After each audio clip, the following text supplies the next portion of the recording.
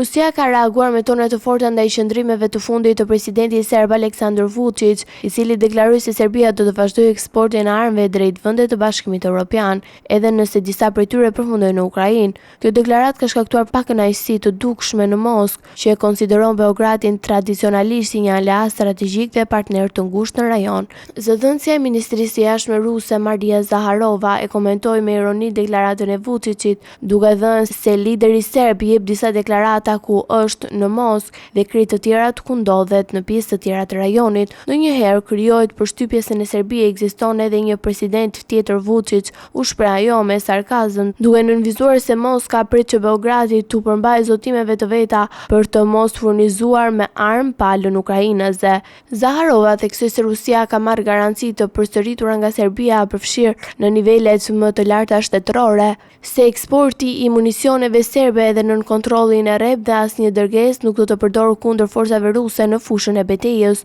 Ushtarët rus kanë ardhur shumë herë me ndihmën e popullit vëllezërve serb, refuzojnë madje dhe të diskutojnë për mundësinë që ushtarët rus, të cilët kanë dhënë jetën për Serbinë, të mund të goditen nga armë ose municione serbe, deklaroi ajo me tonë emocionale. Deklaratat e Moskës erdhën pak ditë pasi Shërbimi i Inteligjencës së Jashtme së Rusisë, SVR, publikoi në një raport ku pretendonte se Beogradi po furnizon Kievin me municion pavarësisht neutralitetit që Serbia e ka shpallur zyrtarisht që prej nisjes së luftës në Ukrainë. Në reagimin e tij pas këtyre akuzave, Aleksandar Vučić tha se Serbia nuk ka shkelur asnjë marrëveshje ndërkombëtare dhe se çdo kontratë e re për eksport armësh do të anulohet menjëherë, nëse autoritetet kanë dyshime mbi dokumentacionin apo përdoruesin final të produkteve. Analistët ndërkombëtarë shohin përplasjen e fundit si një tjetër sinjal të tensioneve me marrëdhëniet mes Beogradit dhe Moskës, në një kohë kur Serbia po përpiqet të ruajë ekuilibrin midis aleancës historike dhe Rusinë mes aspiratave të saj për integrimin në Bashkimin Evropian.